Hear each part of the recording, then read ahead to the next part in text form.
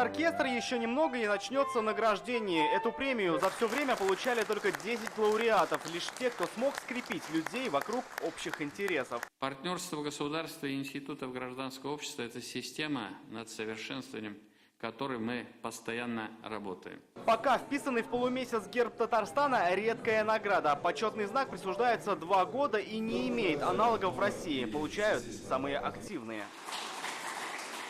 В этом году достаточно много было заявок, около 100, различных направленностей. Конечно же, среди победителей это организации и люди, которые известны в республике, много лет работают. Награждают и тех, кто за годы работы привил любовь десятков людей к общему делу, и тех, кто заявил о Татарстане в масштабах всего мира.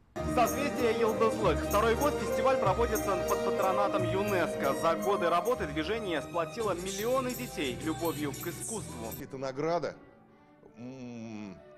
ожидаемая и является высшей наградой для нас, потому что 20 лет труда – это высокая наша оценка. Подводные путешествия, научные открытия и экспедиции в самые холодные точки планеты. На что только не шло географическое общество, чтобы объединить людей любовью к земному шару. Нам удалось привлечь людей, которые имеют возможность заявить о своей позиции.